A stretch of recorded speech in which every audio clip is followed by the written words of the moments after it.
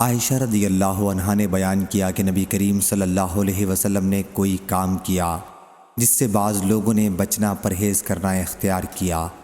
جب حضرت صلی اللہ علیہ وسلم کو اس کی خبر پہنچی تو آپ صلی اللہ علیہ وسلم نے فرمایا کہ ان لوگوں کا کیا حال ہوگا جو ایسی چیز سے پرہیز اختیار کرتے ہیں جو میں کرتا ہوں۔ واللہ میں ان سے زیادہ اللہ کے متعلق علم رکھتا ہوں اور ان سے زیادہ خشیت رکھتا ہوں۔ صحیح بخاری حدیث نمبر 7301۔ ابن ابی ملیکہ نے بیان کیا کہ امت کے دو بہترین انسان قریب تھا کہ ہلاک ہو جاتے، یعنی ابو بکر و عمر رضی اللہ عنہما۔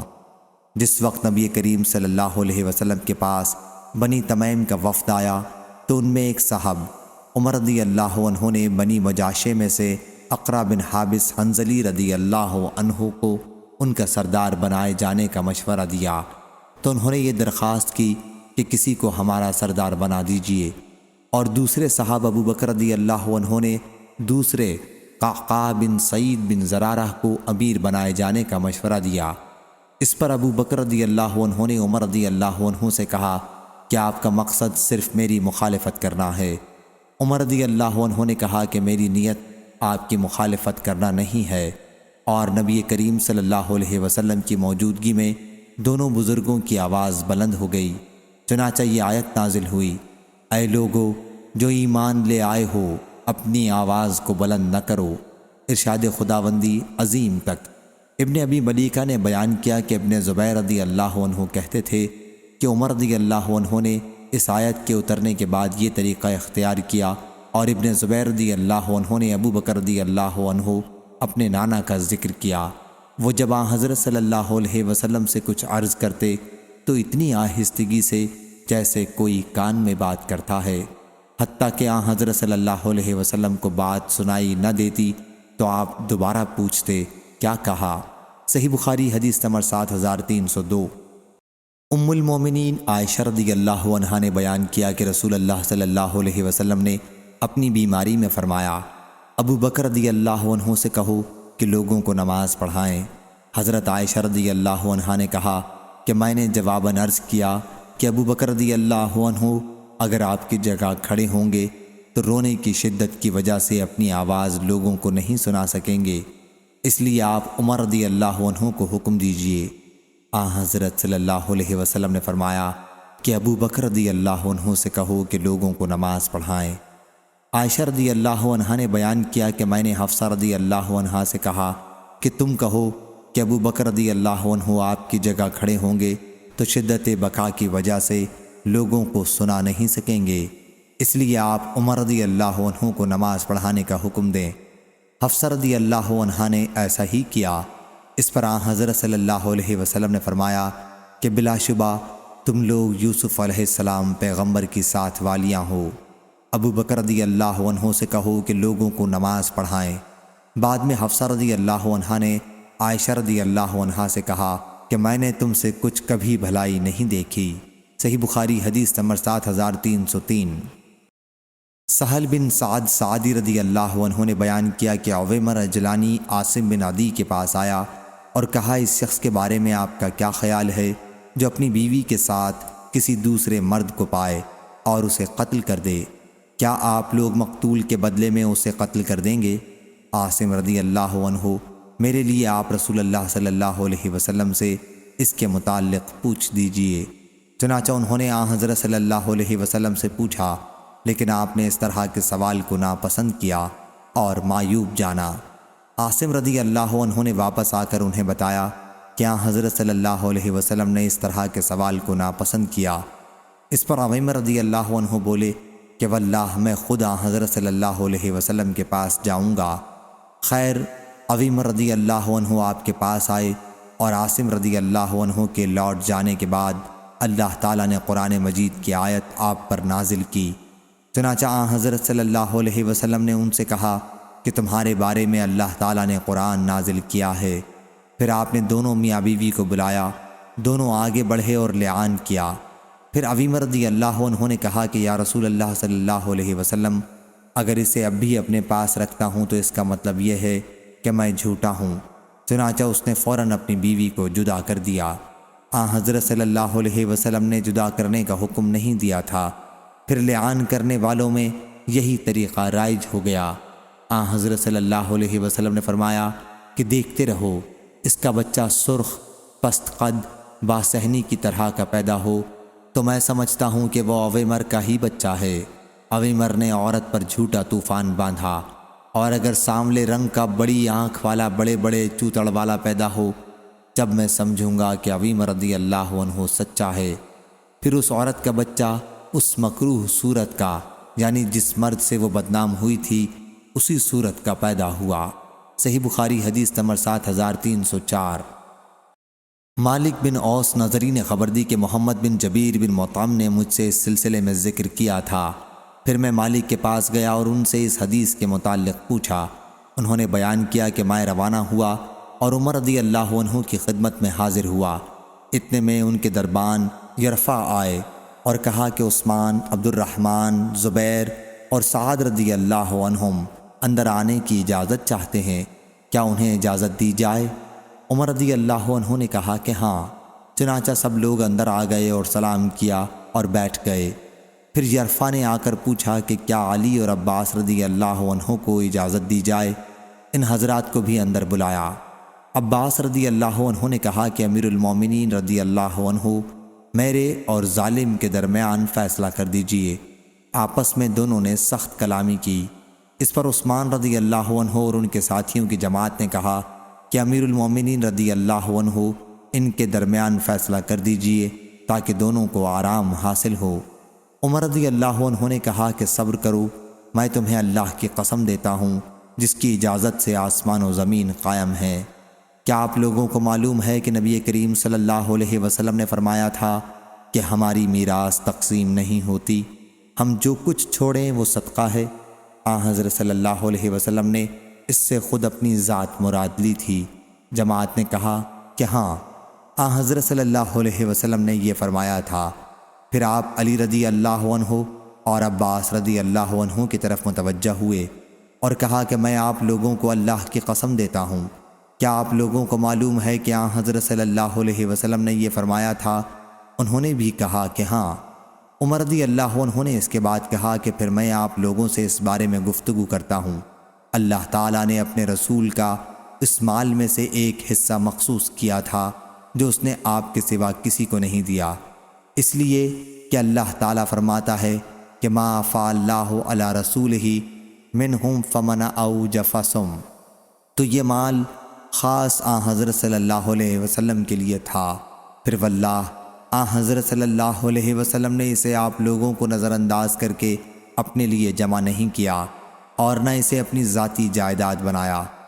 حضرت صلی اللہ علیہ وسلم نے اسے آپ لوگوں کو بھی دیا اور سب میں تقسیم کیا، یہاں تک کہ اس میں سے یہ مال باقی رہ گیا تو حضرت صلی اللہ علیہ وسلم اس میں سے اپنے گھر والوں کا سالانہ خرچ دیتے تھے، پھر باقی اپنے قبضے میں لے لیتے تھے اور اسے بیت المال میں رکھ کر عام مسلمانوں کی ضروریات میں خرچ کرتے تھے۔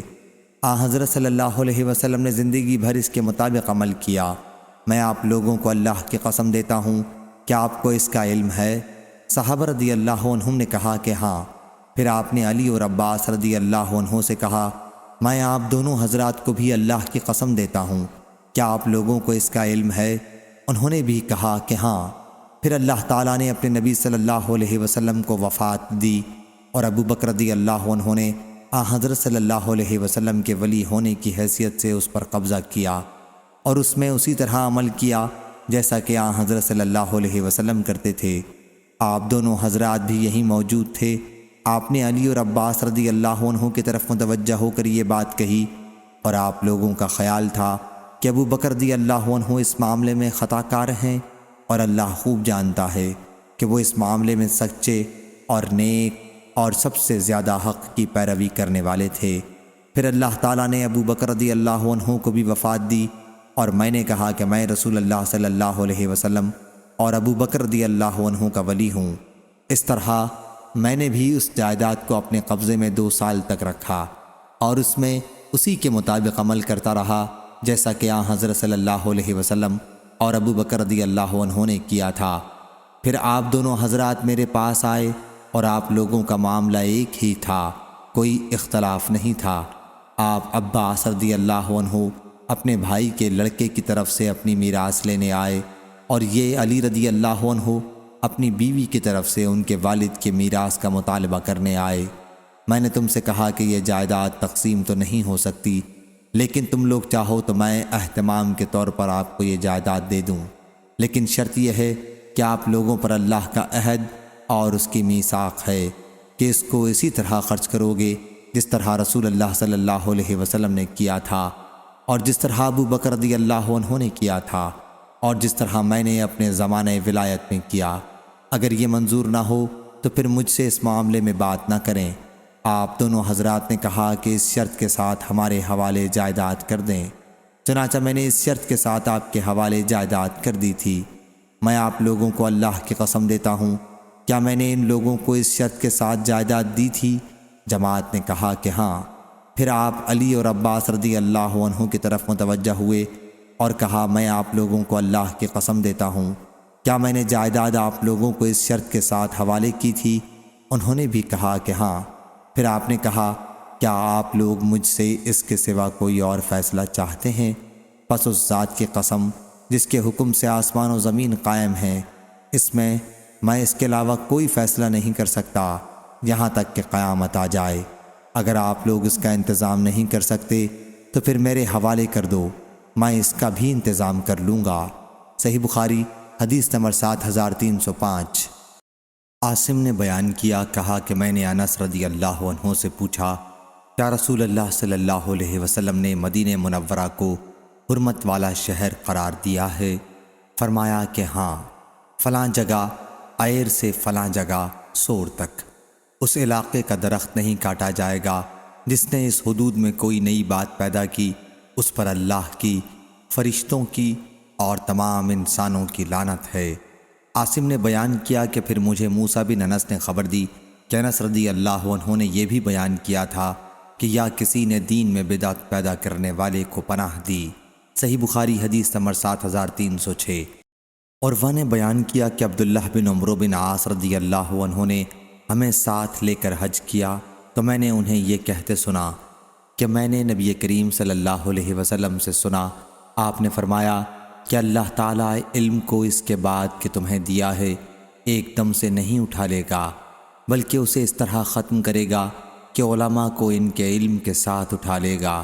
پھر کچھ جاہل لوگ باقی رہ جائیں گے، ان سے فتویٰ پوچھا جائے گا اور وہ فتویٰ اپنی رائے کے مطابق دیں گے، پس وہ لوگوں کو گمراہ کریں گے اور وہ خود بھی گمراہ ہوں گے۔ پھر میں نے یہ حدیث حضرت صلی اللہ علیہ وسلم کی زوجہ مطہرہ عائشہ رضی اللہ عنہا سے بیان کی۔ ان کے بعد عبداللہ بن عمرو رضی اللہ عنہ نے دوبارہ حج کیا تو ام المومنین رضی اللہ عنہا نے مجھ سے کہا کہ بھانجے عبداللہ کے پاس جاؤ اور میرے لیے اس حدیث کو سن کر خوب مضبوط کر لو جو حدیث تم نے مجھ سے ان کے واسطے سے بیان کی تھی۔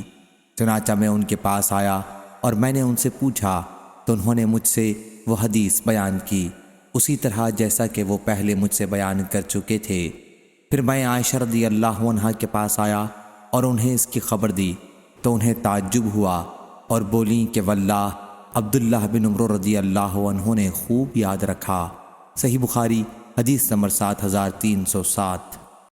ابو غیوانہ نے بیان کیا، ان سے عامش نے، ان سے ابو وائل نے بیان کیا کہ سہل بن حنیف رضی اللہ عنہ نے جنگ صفین کے موقع پر کہا کہ لوگو اپنے دین کے مقابلے میں اپنی رائے کو بے حقیقت سمجھو۔ میں نے اپنے آپ کو ابو جندل رضی اللہ عنہ کے واقعے کے دن صلح حدیبیہ کے موقع پر دیکھا کہ اگر میرے اندر رسول اللہ صلی اللہ علیہ وسلم کے حکم سے ہٹنے کی طاقت ہوتی تو میں اس دن آپ سے انحراف کرتا اور کفار قریش کے ساتھ ان شرائط کو قبول نہ کرتا، اور ہم نے جب کسی مہم پر اپنی تلواریں کاندھوں پر رکھیں، لڑائی شروع کی تو ان تلواروں کی بدولت ہم کو ایک آسانی مل گئی جسے ہم پہچانتے تھے، مگر اس مہم میں یعنی جنگ صفین میں ہم مشکل میں گرفتار ہیں۔ دونوں طرف والے اپنے اپنے دلائل پیش کرتے ہیں۔ ابو عامش نے کہا کہ ابو وائل نے بتایا کہ میں صفین میں موجود تھا، اور صفین کی لڑائی بھی کیا بری لڑائی تھی جس میں مسلمان آپس میں کٹ مرے۔ صحیح بخاری حدیث نمبر 7308۔ سفیان نے بیان کیا، کہا میں نے محمد بن منقدر سے سنا، بیان کیا کہ میں نے جابر بن عبداللہ رضی اللہ عنہ سے سنا، انہوں نے بیان کیا کہ میں بیمار پڑا تو رسول اللہ صلی اللہ علیہ وسلم اور ابو بکر رضی اللہ عنہ عیادت کے لیے تشریف لائے۔ یہ دونوں بزرگ پیدل چل کر آئے تھے۔ پھر حضرت صلی اللہ علیہ وسلم پہنچے تو مجھ پر بے ہوشی طاری تھی۔ حضرت صلی اللہ علیہ وسلم نے وضو کیا اور وضو کا پانی مجھ پر چھڑکا، اس سے مجھے افاقہ ہوا تو میں نے عرض کیا یا رسول اللہ صلی اللہ علیہ وسلم، اور بعض اوقات سفیان نے یہ الفاظ بیان کیے کہ میں نے کہا اے رسول اللہ صلی اللہ علیہ وسلم، میں اپنے مال کے بارے میں کس طرح فیصلہ کروں؟ میں اپنے مال کا کیا کروں؟ بیان کیا کہ حضرت صلی اللہ علیہ وسلم نے کوئی جواب نہیں دیا یہاں تک کہ میراث کی آیت نازل ہوئی۔ صحیح بخاری حدیث نمبر 7309۔ ابو ایوانہ نے بیان کیا، ان سے عبد الرحمن بن اصبہانی نے، ان سے ابو صالح ذکوان نے، اور ان سے ابو سعید رضی اللہ عنہ نے کہ ایک خاتون نبی کریم صلی اللہ علیہ وسلم کی خدمت میں حاضر ہوئیں اور کہا یا رسول اللہ صلی اللہ علیہ وسلم، آپ کی تمام احادیث مرد لے گئے، ہمارے لیے بھی آپ کوئی دن اپنی طرف سے مخصوص کر دیں جس میں ہم آپ کے پاس آئیں اور آپ ہمیں وہ تعلیمات دیں جو اللہ نے آپ کو سکھائی ہیں۔ حضرت صلی اللہ علیہ وسلم نے فرمایا کہ پھر فلاں فلاں دن فلاں فلاں جگہ جمع ہو جاؤ۔ چنانچہ عورتیں جمع ہوئیں اور حضرت صلی اللہ علیہ وسلم ان کے پاس آئے اور انہیں اس کی تعلیم دی جو اللہ نے آپ کو سکھایا تھا۔ پھر آپ صلی اللہ علیہ وسلم نے فرمایا، تم میں سے جو عورت بھی اپنی زندگی میں اپنے 3 بچے آگے بھیج دے گی، یعنی ان کی وفات ہو جائے گی، تو وہ اس کے لیے دوزخ سے رکاوٹ بن جائیں گے۔ اس پر ان میں سے ایک خاتون نے کہا یا رسول اللہ صلی اللہ علیہ وسلم 2؟ انہوں نے اس کلمے کو 2 مرتبہ دہرایا۔ پھر حضرت صلی اللہ علیہ وسلم نے فرمایا ہاں 2 بھی یہی درجہ رکھتے ہیں۔ صحیح بخاری حدیث نمبر 7310۔ عبید اللہ بن موسیٰ نے بیان کیا، ان سے اسماعیل نے، ان سے قیس نے، ان سے مغیرہ بن شعبہ رضی اللہ عنہ نے کہ نبی کریم صلی اللہ علیہ وسلم نے فرمایا میری امت کا ایک گروہ ہمیشہ غالب رہے گا، اس میں علمی اور دینی غلبہ بھی داخل ہے یہاں تک کہ قیامت آ جائے گی اور وہ غالب ہی رہیں گے۔ صحیح بخاری حدیث نمبر 7311۔ حمید نے خبر دی، کہا کہ میں نے معاویہ بن ابی سفیان رضی اللہ عنہ سے سنا، وہ خطبہ دے رہے تھے۔ انہوں نے کہا کہ میں نے نبی کریم صلی اللہ علیہ وسلم سے سنا ہے، حضرت صلی اللہ علیہ وسلم نے فرمایا کہ اللہ جس کے ساتھ خیر کا ارادہ کرتا ہے اسے دین کی سمجھ عطا فرما دیتا ہے، اور میں تو صرف تقسیم کرنے والا ہوں اور دیتا اللہ ہے، اور اس امت کا معاملہ ہمیشہ درست رہے گا یہاں تک کہ قیامت قائم ہو جائے، یا آپ صلی اللہ علیہ وسلم نے یوں فرمایا کہ یہاں تک کہ اللہ کا حکم آ پہنچے۔ صحیح بخاری حدیث نمبر 7312۔ جابر بن عبداللہ رضی اللہ عنہ نے بیان کیا کہ جب رسول اللہ صلی اللہ علیہ وسلم پر یہ آیت نازل ہوئی کہ کہو وہ اس پر قادر ہے کہ تم پر تمہارے اوپر سے عذاب بھیجے، تو حضرت صلی اللہ علیہ وسلم نے کہا کہ میں تیرے باعظمت و بزرگ منہ کی پناہ مانگتا ہوں، یا تمہارے پاؤں کے نیچے سے عذاب بھیجے تو اس پر۔ پھر حضرت صلی اللہ علیہ وسلم نے کہا کہ میں تیرے مبارک منہ کی پناہ مانگتا ہوں۔ پھر جب یہ آیت نازل ہوئی کہ یا تمہیں فرقوں میں تقسیم کر دے اور تم میں سے بعض کو بعض کا خوف چکھائے، تو آپ نے فرمایا کہ یہ دونوں آسان و سہل ہیں۔ صحیح بخاری حدیث نمبر 7313۔ عبداللہ بن وہب نے بیان کیا، ان سے یونس بن یزید نے، ان سے ابن شہاب نے، ان سے ابو سلمہ بن عبد الرحمن نے، اور ان سے ابو ہریرہ رضی اللہ عنہ نے کہ ایک اعرابی نبی کریم صلی اللہ علیہ وسلم کی خدمت میں حاضر ہوا اور کہا کہ میری بیوی کے یہاں کالا لڑکا پیدا ہوا ہے جس کو میں اپنا نہیں سمجھتا۔ حضرت صلی اللہ علیہ وسلم نے ان سے فرمایا کہ تمہارے پاس اونٹ ہیں؟ انہوں نے کہا کہ ہیں۔ دریافت فرمایا کہ ان کے رنگ کیسے ہیں؟ کہا کہ سرخ ہیں۔ پوچھا کہ ان میں کوئی خاکی بھی ہے؟ انہوں نے کہا ہاں ان میں خاکی بھی ہیں۔ اس پر حضرت صلی اللہ علیہ وسلم نے پوچھا کہ پھر کس طرح تم سمجھتے ہو کہ اس رنگ کا پیدا ہوا؟ انہوں نے کہا کہ یا رسول اللہ صلی اللہ علیہ وسلم کسی رگ نے یہ رنگ کھینچ لیا ہوگا۔ حضرت صلی اللہ علیہ وسلم نے فرمایا ممکن ہے اس بچے کا رنگ بھی کسی رگ نے کھینچ لیا ہو، اور حضرت صلی اللہ علیہ وسلم نے ان کو بچے کے انکار کرنے کی اجازت نہیں دی۔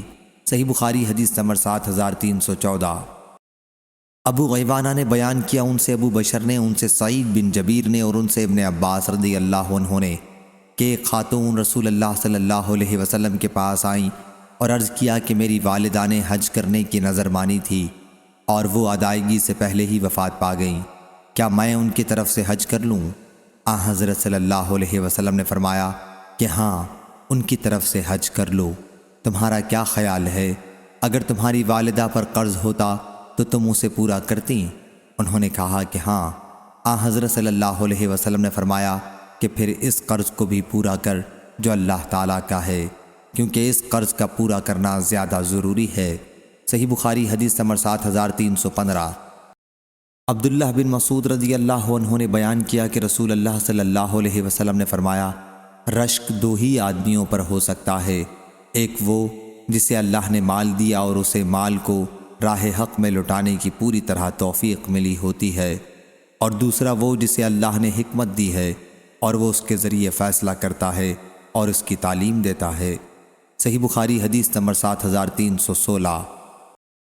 مغیرہ بن شعبہ رضی اللہ عنہ نے بیان کیا کہ عمر بن خطاب رضی اللہ عنہ نے عورت کے املاس کے متعلق صحابہ رضی اللہ عنہم سے پوچھا، یہ اس عورت کو کہتے ہیں جس کے پیٹ پر جبکہ وہ حاملہ ہو مار دیا گیا ہو اور اس کا ناتمام ادھورا بچہ گر گیا ہو۔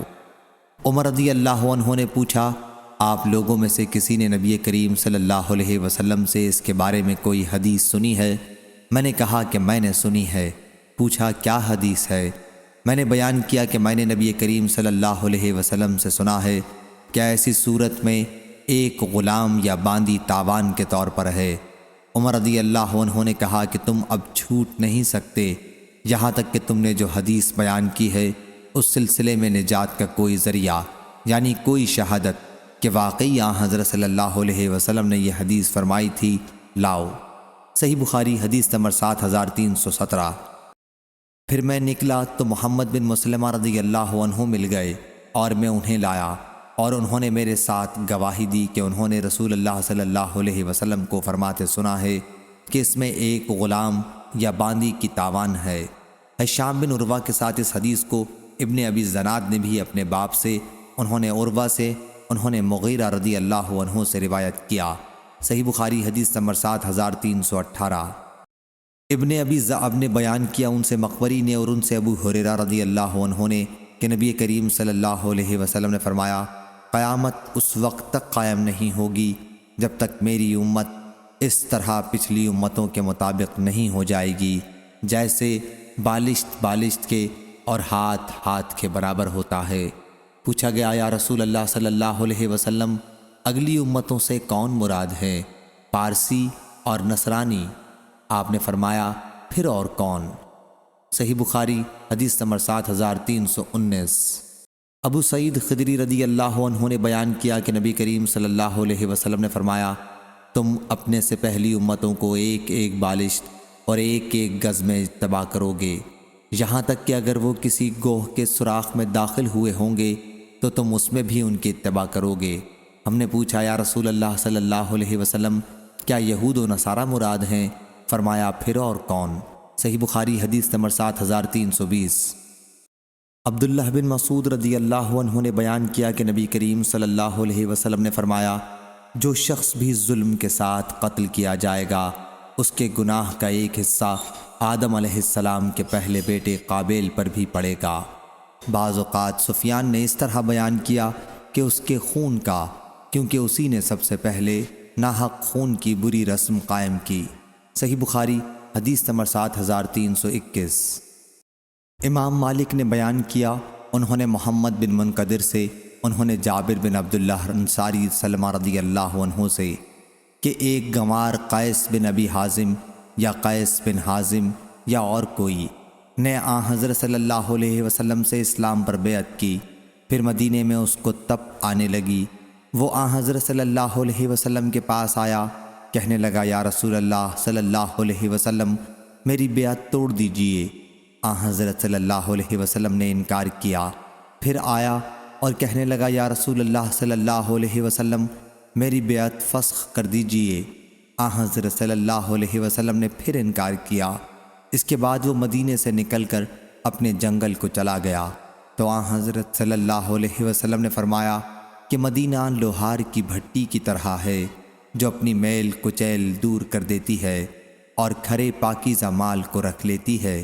صحیح بخاری حدیث نمبر 7322۔ ابن عباس رضی اللہ عنہ نے بیان کیا کہ میں عبد الرحمن بن عوف رضی اللہ عنہ کو قرآن مجید پڑھایا کرتا تھا۔ جب وہ آخری حج آیا جو عمر رضی اللہ عنہ نے کیا تھا تو عبد الرحمن رضی اللہ عنہ نے منا میں مجھ سے کہا کاش تم امیر المومنین رضی اللہ عنہ کو آج دیکھتے۔ جب ان کے پاس ایک شخص آیا اور کہا کہ فلاں شخص کہتا ہے کہ اگر امیر المومنین رضی اللہ عنہ کا انتقال ہو جائے تو ہم فلاں سے بیعت کر لیں گے۔ یہ سن کر عمر رضی اللہ عنہ نے کہا کہ میں آج سے پہر کو کھڑے ہو کر لوگوں کو خطبہ سناؤں گا اور ان کو ڈراؤں گا جو عام مسلمانوں کے حق کو غصب کرنا چاہتے ہیں اور خود اپنی رائے سے امیر منتخب کرنے کا ارادہ رکھتے ہیں۔ میں نے عرض کیا کہ آپ ایسا نہ کریں کیونکہ موسم حج میں ہر طرح کے ناواقف اور معمولی لوگ جمع ہو جاتے ہیں۔ یہ سب کثرت سے آپ کی مجلس میں جمع ہو جائیں گے اور مجھے ڈر ہے کہ وہ آپ کی بات کا صحیح مطلب نہ سمجھ کر کچھ اور معنی نہ کر لیں اور اسے منہ در منہ اڑاتے پھریں۔ اس لیے ابھی توقف کیجئے۔ جب آپ مدینے پہنچے جو دار الہجرت اور دار السنا ہے تو وہاں آپ کے مخاطب رسول اللہ صلی اللہ علیہ وسلم کے صحابہ، مہاجرین و انصار خالص ایسے ہی لوگ ملیں گے۔ وہ آپ کی بات کو یاد رکھیں گے اور اس کا مطلب بھی ٹھیک بیان کریں گے۔ اس پر امیر المومنین رضی اللہ عنہ نے کہا کہ واللہ میں مدینہ پہنچ کر جو پہلا خطبہ دوں گا اس میں اس کا بیان کروں گا۔ ابن عباس رضی اللہ عنہ نے بیان کیا کہ پھر ہم مدینہ آئے تو حضرت عمر رضی اللہ عنہ جمعہ کے دن دوپہر ڈھلے برآمد ہوئے اور خطبہ سنایا۔ انہوں نے کہا اللہ پاک نے حضرت محمد صلی اللہ علیہ وسلم کو سچا رسول بنا کر بھیجا اور آپ پر قرآن اتارا۔ اس قرآن میں رجم کی آیت بھی تھی۔ صحیح بخاری حدیث نمبر 7323۔ محمد بن سیرین نے بیان کیا کہ ہم ابو ہریرہ رضی اللہ عنہ کے پاس تھے اور ان کے جسم پر کتان کے 2 کپڑے گیرو میں رنگے ہوئے تھے۔ انہوں نے انہی کپڑوں میں ناک صاف کی اور کہا واہ واہ، دیکھو ابو ہریرہ رضی اللہ عنہ کتان کے کپڑوں میں ناک صاف کرتا ہے، اب ایسا مالدار ہو گیا۔ حالانکہ میں نے اپنے آپ کو ایک زمانے میں ایسا پایا ہے کہ میں رسول اللہ صلی اللہ علیہ وسلم کے منبر اور عائشہ رضی اللہ عنہا کے حجرے کے درمیان بے ہوش ہو کر گر پڑتا تھا اور گزرنے والا میری گردن پر یہ سمجھ کر پاؤں رکھتا تھا کہ میں پاگل ہو گیا ہوں، حالانکہ مجھے جنون نہیں ہوتا تھا بلکہ صرف بھوک کی وجہ سے میری یہ حالت ہو جاتی تھی۔ صحیح بخاری حدیث نمبر 7324۔ عبد الرحمن بن عابس نے بیان کیا، کہا کہ ابن عباس رضی اللہ عنہ سے پوچھا گیا کہ کیا آپ نبی کریم صلی اللہ علیہ وسلم کے ساتھ عید میں گئے ہیں؟ کہا کہ ہاں، میں اس وقت کم سن تھا۔ اگر حضرت صلی اللہ علیہ وسلم سے مجھ کو اتنا نزدیک کا رشتہ نہ ہوتا اور میں کم سن نہ ہوتا تو آپ کے ساتھ کبھی نہیں رہ سکتا تھا۔ حضرت صلی اللہ علیہ وسلم گھر سے نکل کر اس نشان کے پاس آئے جو کثیر بن سلط کے مکان کے پاس ہے اور وہاں آپ نے نماز عید پڑھائی، پھر خطبہ دیا۔ انہوں نے اذان اور اقامت کا ذکر نہیں کیا۔ پھر آپ نے صدقہ دینے کا حکم دیا تو عورتیں اپنے کانوں اور گردنوں کی طرف ہاتھ بڑھانے لگیں زیوروں کا صدقہ دینے کے لیے۔ اس کے بعد حضرت صلی اللہ علیہ وسلم نے بلال رضی اللہ عنہ کو حکم فرمایا، وہ آئے اور صدقے میں ملی ہوئی چیزوں کو لے کر حضرت صلی اللہ علیہ وسلم کے پاس واپس گئے۔ صحیح بخاری حدیث نمبر 7325۔ سفیان بن عینہ نے بیان کیا، ان سے عبداللہ بن دینار نے اور ان سے ابن عمر رضی اللہ عنہ نے کہ نبی کریم صلی اللہ علیہ وسلم قباء میں تشریف لاتے تھے، کبھی پیدل اور کبھی سواری پر۔ صحیح بخاری حدیث نمبر 7326۔ ابو اسامہ نے بیان کیا، ان سے ہشام بن عروہ نے، ان سے ان کے والد نے اور ان سے عائشہ رضی اللہ عنہا نے کہ انہوں نے عبداللہ بن زبیر رضی اللہ عنہ سے کہا تھا کہ مجھے انتقال کے بعد میری سوکنوں کے ساتھ دفن کرنا۔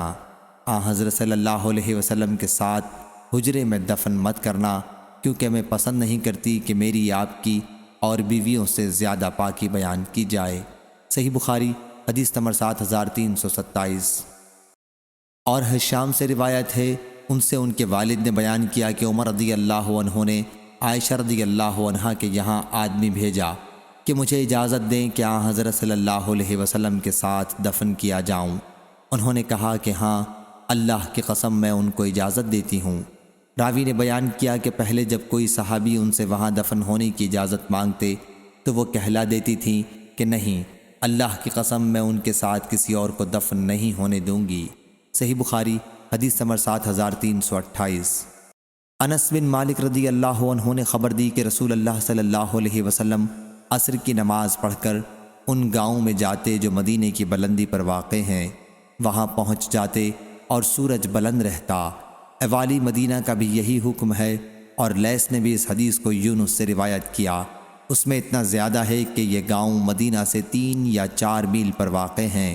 صحیح بخاری حدیث نمبر 7329۔ قاسم بن مالک نے بیان کیا، ان سے جعید نے، انہوں نے سائب بن یزید سے سنا، انہوں نے بیان کیا کہ نبی کریم صلی اللہ علیہ وسلم کے زمانے میں سا تمہارے وقت کی مد سے 1 مد اور 1/2 مد کا ہوتا تھا، پھر سا کی مقدار بڑھ گئی، یعنی حضرت عمر بن عبدالعزیز کے زمانے میں وہ 4 مد کا ہو گیا۔ قاسم بن مالک نے جعید سے سنا۔ صحیح بخاری حدیث نمبر 7330۔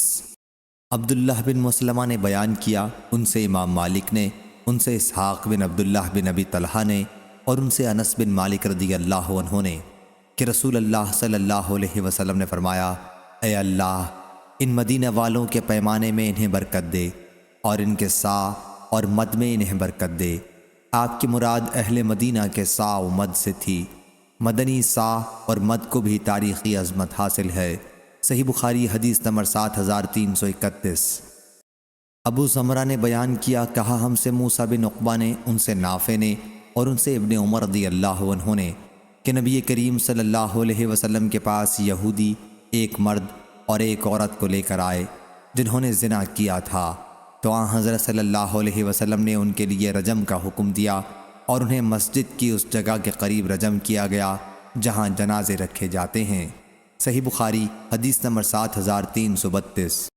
امام مالک نے بیان کیا، ان سے مطلب کے مولا عمروں نے، اور ان سے انس بن مالک رضی اللہ عنہ نے کہ احد پہاڑ رسول اللہ صلی اللہ علیہ وسلم کو راستے میں دکھائی دیا، تو آپ نے فرمایا کہ یہ وہ پہاڑ ہے جو ہم سے محبت رکھتا ہے اور ہم اس سے محبت رکھتے ہیں۔ اے اللہ، ابراہیم علیہ السلام نے مکے کو حرمت والا قرار دیا تھا، اور میں تیرے حکم سے اس کے دونوں پتھریلے کناروں کے درمیانی علاقے کو حرمت والا قرار دیتا ہوں۔ اس روایت کے مطابق سہل رضی اللہ عنہ نے نبی کریم صلی اللہ علیہ وسلم سے احد کے متعلق کی ہے۔ صحیح بخاری حدیث نمبر 7333۔ ابو حازم نے بیان کیا، ان سے سہل رضی اللہ عنہ نے کہ مسجد نبوی کی قبلہ کی طرف کی دیوار اور منبر کے درمیان بکریوں کے گزرنے جتنا فاصلہ تھا۔ صحیح بخاری حدیث نمبر 7334۔ ابو ہریرہ رضی اللہ عنہ نے بیان کیا کہ رسول اللہ صلی اللہ علیہ وسلم نے فرمایا، میرے حجرے اور میرے منبر کے درمیان کی زمین جنت کے باغوں میں سے ایک باغ ہے، اور میرا یہ منبر میرے حوض پر ہوگا۔ صحیح بخاری حدیث نمبر 7335۔ عبداللہ رضی اللہ عنہ نے بیان کیا کہ رسول اللہ صلی اللہ علیہ وسلم نے گھوڑوں کی دوڑ کرائی، اور وہ گھوڑے چھوڑے گئے جو گھڑ دوڑ کے لیے تیار کیے گئے تھے، تو ان کے دوڑنے کا میدان مقام حفیہ سے ثنیۃ الوداع تک تھا، اور جو تیار نہیں کیے گئے تھے ان کے دوڑنے کا میدان ثنیۃ الوداع سے مسجد بنی زریق تک تھا۔ اور عبداللہ رضی اللہ عنہ بھی ان لوگوں میں تھے جنہوں نے مقابلے میں حصہ لیا تھا۔ صحیح بخاری حدیث نمبر 7336۔ اسحاق نے بیان کیا، انہوں نے کہا ہم کو عیسیٰ اور ابن ادریس نے خبر دی، اور ابن ابی غنیہ نے خبر دی، انہیں ابو حیان نے، انہیں شعبی نے، اور ان سے حضرت عبداللہ بن عمر رضی اللہ عنہ نے بیان کیا کہ میں نے عمر رضی اللہ عنہ کو نبی صلی اللہ علیہ وسلم کے منبر پر خطبہ دیتے سنا۔ صحیح بخاری حدیث نمبر 7337۔ سائب بن یزید نے خبر دی، انہوں نے عثمان بن عفان رضی اللہ عنہ سے سنا، جو نبی کریم صلی اللہ علیہ وسلم کے منبر سے ہمیں خطاب کر رہے تھے۔ صحیح بخاری حدیث نمبر 7338۔ عائشہ رضی اللہ عنہا نے بیان کیا کہ میرے اور رسول اللہ صلی اللہ علیہ وسلم کے لیے یہ لگن رکھی جاتی تھی اور ہم دونوں اس سے ایک ساتھ نہاتے تھے۔ صحیح بخاری حدیث نمبر 7339۔ عاصم احول نے بیان کیا اور ان سے انس رضی اللہ عنہ نے کہ نبی کریم صلی اللہ علیہ وسلم نے انصار اور قریش کے درمیان میرے اس گھر میں بھائی چارہ کرایا جو مدینہ منورہ میں ہے۔ صحیح بخاری حدیث نمبر 7340۔ اور آپ نے قبائل بنی سلیم کے لیے 1 مہینے تک دعائے قنوت پڑھی جس میں ان کے لیے بد دعا کی۔ یہ وہ بدباطن غدار تھے جو چند قرائے قرآن کو مدعو کر کے اپنے پاس لے گئے تھے، پھر ان کو دھوکے سے شہید کر ڈالا تھا۔ صحیح بخاری حدیث نمبر 7341۔ برید نے بیان کیا ان سے ابو بردہ نے کہا کہ میں مدینہ منورہ آیا اور عبداللہ بن سلام رضی اللہ عنہ سے میری ملاقات ہوئی تو انہوں نے کہا کہ میرے ساتھ گھر چلو تو میں تمہیں اس پیالے میں پلاؤں گا جس میں رسول اللہ صلی اللہ علیہ وسلم نے پیا تھا، اور پھر ہم اس نماز پڑھنے کی جگہ نماز پڑھیں گے جہاں حضرت صلی اللہ علیہ وسلم نے نماز پڑھی تھی۔ چنانچہ میں ان کے ساتھ گیا اور انہوں نے مجھے ستو پلایا اور کھجور کھلائی اور میں نے ان کے نماز پڑھنے کی جگہ نماز پڑھی۔ صحیح بخاری حدیث نمبر 7342۔ عمر رضی اللہ عنہ نے بیان کیا کہ مجھ سے نبی کریم صلی اللہ علیہ وسلم نے فرمایا کہ میرے پاس رات ایک میرے رب کی طرف سے آنے والا آیا۔ حضرت صلی اللہ علیہ وسلم اس وقت وادی عقیق میں تھے اور کہا کہ اس مبارک وادی میں نماز پڑھیے اور کہیے کہ عمرہ اور حج کی نیت کرتا ہوں۔ اور ہارون بن اسماعیل نے بیان کیا کہ ہم سے علی نے بیان کیا ان الفاظ کے ساتھ عمرہ فی حج۔ صحیح بخاری حدیث نمبر 7343۔ سفیان ثوری نے بیان کیا ان سے عبداللہ بن دینار نے اور ان سے ابن عمر رضی اللہ عنہ نے کہ نبی کریم صلی اللہ علیہ وسلم نے اہل نجد کے لیے مقام قرن جحفہ کو اہل شام کے لیے اور ذوالحلیفہ کو اہل مدینہ کے لیے میقات مقرر کیا۔ بیان کیا کہ میں نے یہ نبی کریم صلی اللہ علیہ وسلم سے سنا اور مجھے معلوم ہوا ہے کہ حضرت صلی اللہ علیہ وسلم نے فرمایا کہ اہل یمن کے لیے یلملم میقات ہے، اور عراق کا ذکر ہوا تو انہوں نے کہا کہ حضرت صلی اللہ علیہ وسلم کے زمانے میں عراق نہیں تھا۔ صحیح بخاری حدیث نمبر 7344۔ موسیٰ بن عقبہ نے بیان کیا ان سے سالم بن عبداللہ نے ان سے ان کے والد عبداللہ بن عمر رضی اللہ عنہ نے کہ نبی کریم صلی اللہ علیہ وسلم کو جب کہ آپ مقام ذوالحلیفہ میں پڑاؤ کیے ہوئے تھے خواب دکھایا گیا اور کہا گیا کہ آپ ایک مبارک وادی میں ہیں۔ صحیح بخاری حدیث نمبر 7345۔ معمر نے خبر دی، انہیں زہری نے، انہیں سالم نے اور انہیں عبداللہ بن عمر رضی اللہ عنہ نے، انہوں نے نبی کریم صلی اللہ علیہ وسلم سے سنا آپ فجر کی نماز میں یہ دعا رکوع سے سر اٹھانے کے بعد پڑھتے تھے کہ اے اللہ ہمارے رب تیرے ہی لیے تمام تعریفیں ہیں۔ پھر آپ نے کہا اے اللہ فلاں اور فلاں کو اپنی رحمت سے دور کر دے۔ اس پر اللہ عز و جل نے یہ آیت نازل کی کہ آپ کو اس معاملے میں کوئی اختیار نہیں ہے، یا اللہ ان کی توبہ قبول کر لے یا انہیں عذاب دے کہ بلا شبہ وہ حد سے تجاوز کرنے والے ہیں۔ صحیح بخاری حدیث نمبر 7346۔ حسین بن علی رضی اللہ عنہ نے خبر دی کہ علی بن ابی طالب رضی اللہ عنہ نے بیان کیا کہ ان کے اور فاطمہ رضی اللہ عنہا بنت رسول اللہ صلی اللہ علیہ وسلم کے گھر، علی بن ابی طالب رضی اللہ عنہ نے بیان کیا کہ ان کے اور فاطمہ رضی اللہ عنہا بنت رسول اللہ صلی اللہ علیہ وسلم کے گھر ایک رات حضرت صلی اللہ علیہ وسلم تشریف لائے اور فرمایا کیا تم لوگ تہجد کی نماز نہیں پڑھتے؟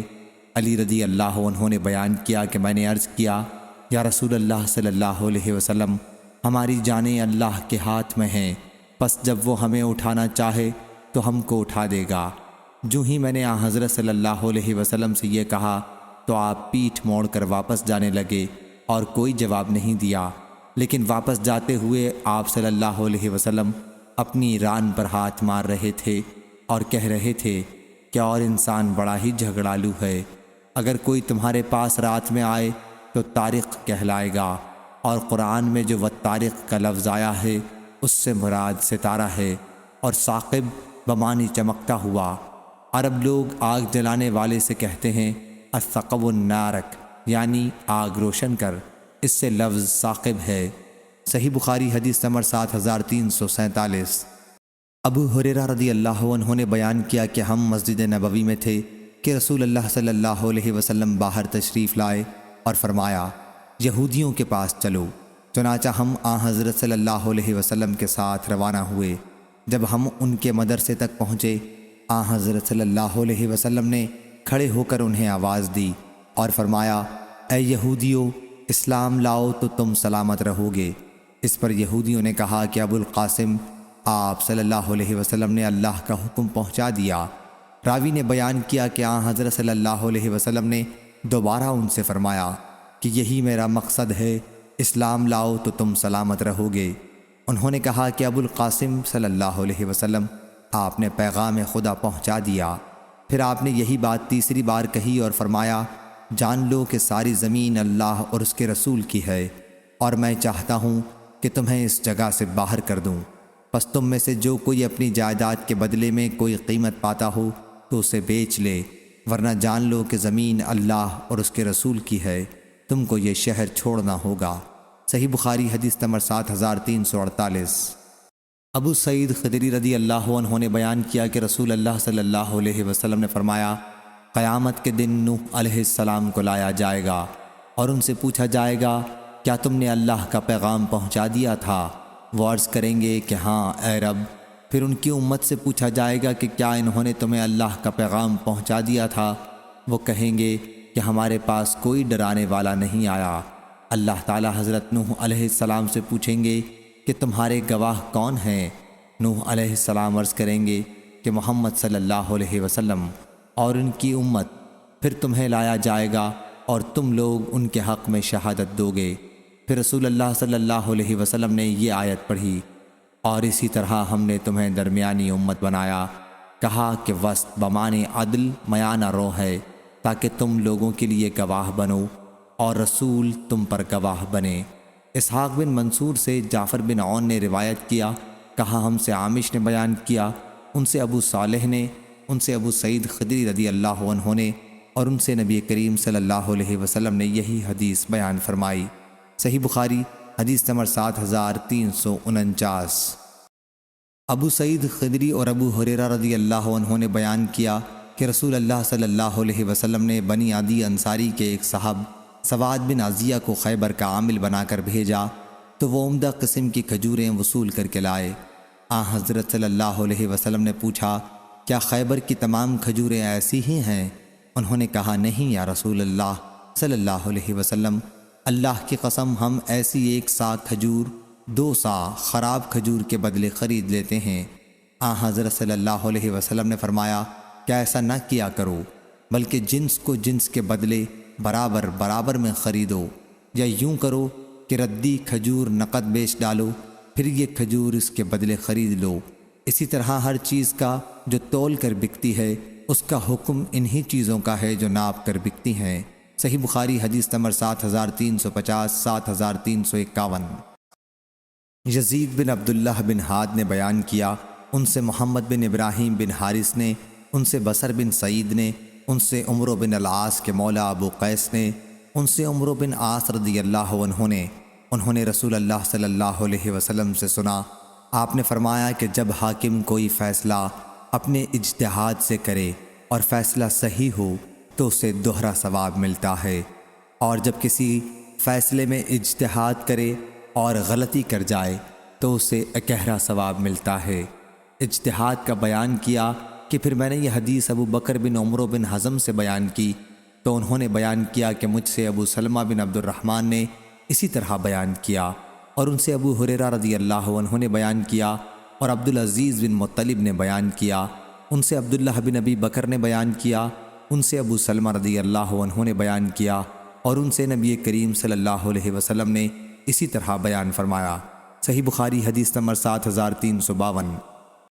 عبید بن عمیر نے بیان کیا کہ ابو موسیٰ اشعری رضی اللہ عنہ نے عمر رضی اللہ عنہ سے ملنے کی اجازت چاہی، اور یہ دیکھ کر کہ حضرت عمر مشغول ہیں آپ جلدی سے واپس چلے گئے۔ پھر عمر رضی اللہ عنہ نے کہا کہ کیا میں نے ابھی عبداللہ بن قیس ابو موسیٰ رضی اللہ عنہ کی آواز نہیں سنی تھی؟ انہیں بلا لو۔ چنانچہ انہیں بلایا گیا تو عمر رضی اللہ عنہ نے پوچھا کیا ایسا کیوں کیا کہ جلدی واپس ہو گئے؟ انہوں نے کہا کہ ہمیں حدیث میں اس کا حکم دیا گیا ہے۔ حضرت عمر رضی اللہ عنہ نے کہا اس حدیث پر کوئی گواہ لاؤ ورنہ میں تمہارے ساتھ یہ سختی کروں گا۔ چنانچہ حضرت ابو موسیٰ انصار کی ایک مجلس میں گئے۔ انہوں نے کہا کہ اس کی گواہی ہم میں سب سے چھوٹا دے سکتا ہے۔ چنانچہ ابو سعید خدری رضی اللہ عنہ کھڑے ہوئے اور کہا کہ ہمیں دربار نبوی صلی اللہ علیہ وسلم سے اس کا حکم دیا جاتا تھا۔ اس پر عمر رضی اللہ عنہ نے کہا کیا حضرت صلی اللہ علیہ وسلم کا یہ حکم مجھے معلوم نہیں تھا؟ مجھے بازار کے کاموں خرید و فروخت نے اس حدیث سے غافل رکھا۔ صحیح بخاری حدیث نمبر 7353۔ ابو ہریرہ رضی اللہ عنہ نے خبر دی، انہوں نے کہا کہ تم سمجھتے ہو کہ ابو ہریرہ رسول اللہ صلی اللہ علیہ وسلم کی بہت زیادہ حدیث بیان کرتے ہیں۔ اللہ کے حضور میں سب کو جانا ہے۔ بات یہ تھی کہ میں ایک مسکین شخص تھا اور پیٹ بھرنے کے بعد ہر وقت حضرت صلی اللہ علیہ وسلم کے ساتھ رہتا تھا، لیکن مہاجرین کو بازار کے کاروبار مشغول رکھتے تھے اور انصار کو اپنے مالوں کی دیکھ بھال مصروف رکھتی تھی۔ میں ایک دن حضرت صلی اللہ علیہ وسلم کی خدمت میں حاضر تھا اور آپ نے فرمایا کہ کون اپنی چادر پھیلائے گا یہاں تک کہ میں اپنی بات پوری کر لوں، اور پھر وہ اپنی چادر سمیٹ لے اور اس کے بعد کبھی مجھ سے سنی ہوئی کوئی بات نہ بھولے۔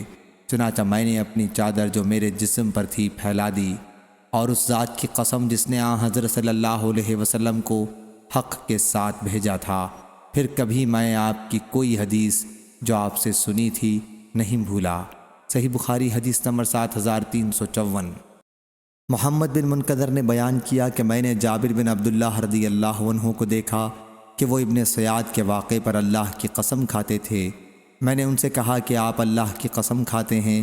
انہوں نے کہا کہ میں نے عمر رضی اللہ عنہ کو نبی کریم صلی اللہ علیہ وسلم کے سامنے اللہ کی قسم کھاتے دیکھا اور حضرت صلی اللہ علیہ وسلم نے اس پر کوئی انکار نہیں فرمایا۔ صحیح بخاری حدیث نمبر 7355۔ امام مالک نے بیان کیا ان سے زید بن اسلم نے، ان سے ابی صالح سمان نے اور ان سے ابو ہریرہ رضی اللہ عنہ نے کہ رسول اللہ صلی اللہ علیہ وسلم نے فرمایا گھوڑے 3 طرح کے لوگوں کے لیے ہیں، ایک شخص کے لیے ان کا رکھنا کار ثواب ہے، دوسرے کے لیے برابر برابر نہ عذاب نہ ثواب، اور تیسرے کے لیے وبال جان ہے۔ جس کے لیے وہ اجر ہیں یہ وہ شخص ہے جس نے اسے اللہ کے راستے کے لیے باندھ کر رکھا اور اس کی رسی چراگاہ میں دراز کر دی، تو وہ گھوڑا جتنی دور تک چراگاہ میں گھوم کر چرے گا وہ مالک کی نیکیوں میں ترقی کا ذریعہ ہوگا۔ اور اگر گھوڑے نے اس دراز رسی کو بھی توڑوا لیا اور 1 یا 2 دوڑ اس نے لگائی تو اس کے نشانات قدم اور اس کی لید بھی مالک کے لیے باعث اجر و ثواب ہوگی۔ اور اگر گھوڑا کسی نہر سے گزرا اور اس نے نہر کا پانی پی لیا، مالک نے اسے پلانے کا کوئی ارادہ بھی نہیں کیا تھا، تب بھی مالک کے لیے یہ اجر کا باعث ہوگا، اور ایسا گھوڑا اپنے مالک کے لیے ثواب ہوتا ہے۔ اور دوسرا شخص برابر برابر والا وہ ہے جو گھوڑے کو اظہار بے نیازی یا اپنے بچاؤ کی غرض سے باندھتا ہے اور اس کی پشت اور گردن پر اللہ کے حق کو بھی نہیں بھولتا، تو یہ گھوڑا اس کے لیے نہ عذاب ہے نہ ثواب۔ اور تیسرا وہ شخص ہے جو گھوڑے کو فخر اور ریا کے لیے باندھتا ہے، تو یہ اس کے لیے وبال جان ہے۔ اور رسول اللہ صلی اللہ علیہ وسلم سے گدھوں کے متعلق پوچھا گیا تو آپ نے فرمایا کہ اللہ تعالیٰ نے اس سلسلے میں مجھ پر اس جامع اور نادر آیت کے سوا اور کچھ نہیں نازل فرمایا ہے، پس جو کوئی 1 ذرہ برابر بھی بھلائی کرے گا وہ اسے دیکھے گا، اور جو کوئی 1 ذرہ برابر بھی برائی کرے گا وہ اسے دیکھے گا۔ صحیح بخاری حدیث نمبر 7356۔ سفیان بن عینہ نے بیان کیا ان سے منصور بن صفیہ نے، ان سے ان کے والدہ نے اور ان سے عائشہ رضی اللہ عنہا نے کہ ایک خاتون نے رسول اللہ صلی اللہ علیہ وسلم سے سوال کیا۔ دوسری سند امام بخاری نے کہا اور ہم سے محمد نے بیان کیا یعنی ابن عقبہ نے کہا، ہم سے فضیل بن سلیمان نمیری بصری نے بیان کیا، کہا ہم سے منصور بن عبد الرحمن بن شیبہ نے بیان کیا، ان سے ان کی والدہ نے اور ان سے عائشہ رضی اللہ عنہا نے کہ ایک عورت نے رسول کریم صلی اللہ علیہ وسلم سے حیض کے متعلق پوچھا کہ اس سے غسل کس طرح کیا جائے۔ حضرت صلی اللہ علیہ وسلم نے فرمایا کہ مشک لگا ہوا ایک کپڑا لے کر اس سے پاکی حاصل کر۔ اس عورت نے پوچھا، یا رسول اللہ صلی اللہ علیہ وسلم، میں اس سے پاکی کس طرح حاصل کروں گی؟ حضرت صلی اللہ علیہ وسلم نے فرمایا کہ اس سے پاکی حاصل کرو۔ انہوں نے پھر پوچھا کہ کس طرح پاکی حاصل کروں؟ حضرت صلی اللہ علیہ وسلم نے پھر وہی جواب دیا کہ پاکی حاصل کرو۔ عائشہ رضی اللہ عنہا نے بیان کیا کہ میں حضرت صلی اللہ علیہ وسلم کا منشا سمجھ گئی اور اس عورت کو میں نے اپنی طرف کھینچ لیا اور انہیں طریقہ بتایا کہ پاکی سے آپ کا مطلب یہ ہے کہ اس کپڑے کو خون کے مقاموں پر پھیر تاکہ خون کی بدبو رفع ہو جائے۔ صحیح بخاری حدیث نمبر 7357۔ ابو غیوانہ نے بیان کیا، ان سے ابو بشر نے، ان سے سعید بن جبیر نے اور ان سے ابن عباس رضی اللہ عنہ نے کہ ام حفید بنت حارث بن حزن نے رسول اللہ صلی اللہ علیہ وسلم کو گھی اور پنیر اور بھنا ہوا سانڈ ہدیے میں بھیجا۔ حضرت صلی اللہ علیہ وسلم نے یہ چیزیں قبول فرما لی اور آپ کے دسترخوان پر انہیں کھایا گیا، لیکن حضرت صلی اللہ علیہ وسلم نے اس سانڈے کو ہاتھ نہیں لگایا جیسے آپ کو پسند نہ ہو، اور اگر وہ حرام ہوتا تو آپ کے دسترخوان پر نہ کھایا جاتا اور نہ آپ کھانے کے لیے کہتے۔ صحیح بخاری حدیث نمبر 7358۔ عطا بن ابی رباح نے خبر دی، انہیں جابر بن عبداللہ رضی اللہ عنہ نے کہ رسول اللہ صلی اللہ علیہ وسلم نے فرمایا، جو شخص کچی لہسن یا پیاز کھائے وہ ہم سے دور رہے، یا یہ فرمایا کہ ہماری مسجد سے دور رہے اور اپنے گھر میں بیٹھا رہے یہاں تک کہ وہ بو رفع ہو جائے۔ اور آپ کے پاس ایک طباق لایا گیا جس میں سبزیاں تھیں۔ حضرت صلی اللہ علیہ وسلم نے اس میں بو محسوس کی، پھر آپ کو اس میں رکھی ہوئی سبزیوں کے متعلق بتایا گیا تو آپ نے اپنے بعض صحابہ رضی اللہ عنہم کی طرف جو آپ کے ساتھ تھے اشارہ کر کے فرمایا کہ ان کے پاس لے جاؤ، لیکن جب ان صحابہ رضی اللہ عنہم نے اسے دیکھا تو انہوں نے بھی اسے کھانا پسند نہیں کیا۔ حضرت صلی اللہ علیہ وسلم نے اس پر ان سے فرمایا کہ تم کھا لو، کیونکہ میں جس سے سرگوشی کرتا ہوں تم اس سے نہیں کرتے۔ آپ کی مراد فرشتوں سے تھی۔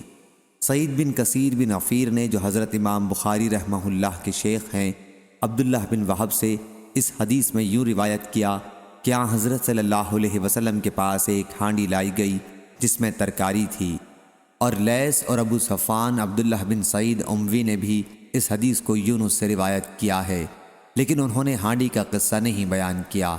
اب میں نہیں جانتا کہ ہانڈی کا قصہ حدیث میں داخل ہے یا زہری نے بڑھا دیا ہے۔ صحیح بخاری حدیث نمبر 7359۔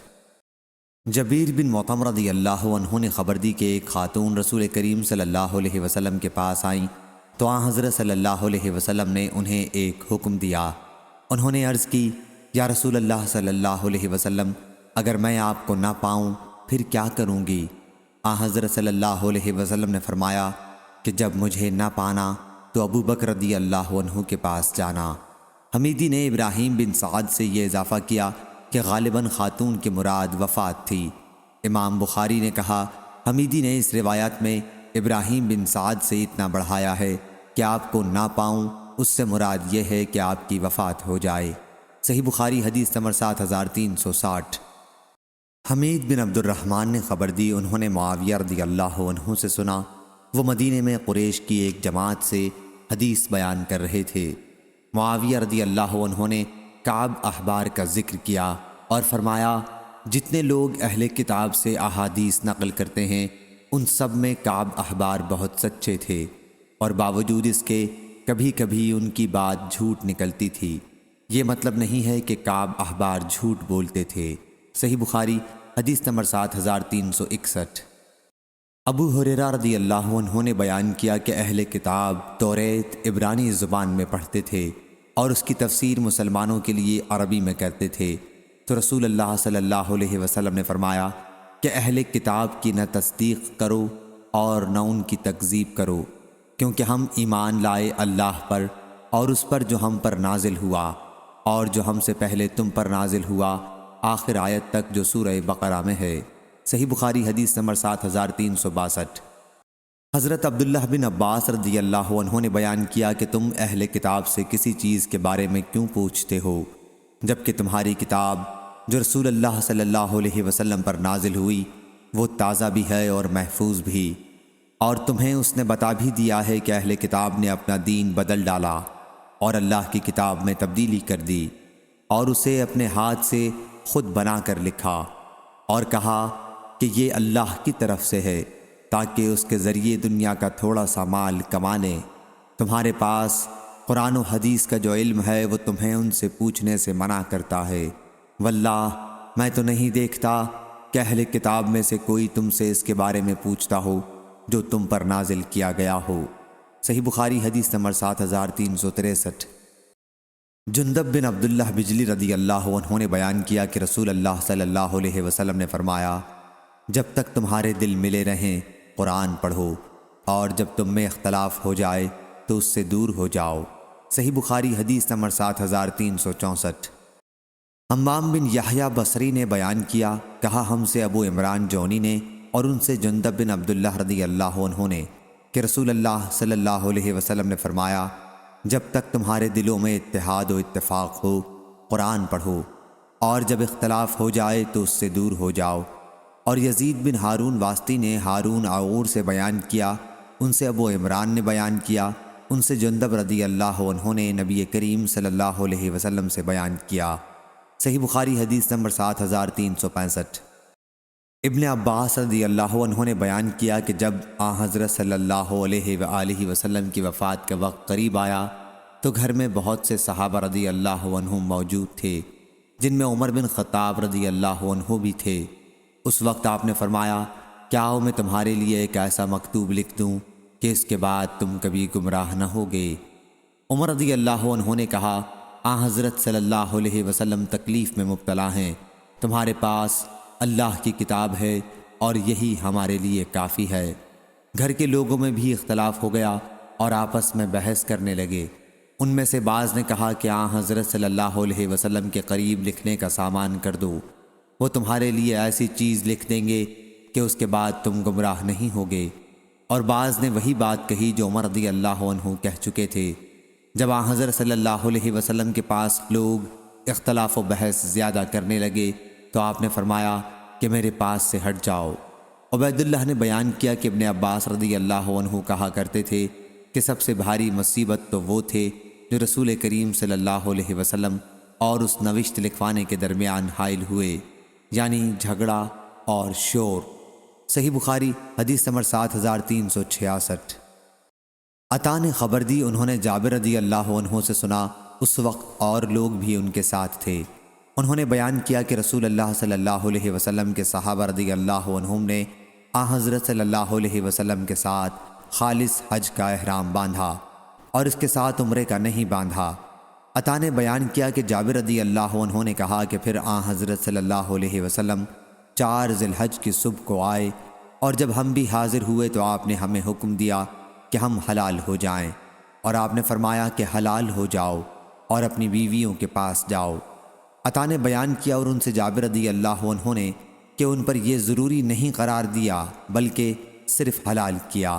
پھر حضرت صلی اللہ علیہ وسلم کو معلوم ہوا کہ ہم میں یہ بات ہو رہی ہے کہ عرفہ پہنچنے میں صرف 5 دن رہ گئے ہیں، اور پھر بھی حضرت صلی اللہ علیہ وسلم نے ہمیں اپنی عورتوں کے پاس جانے کا حکم دیا ہے، کیا ہم عرفات اس حالت میں جائیں کہ مزی یا منی ہمارے ذکر سے ٹپک رہی ہو؟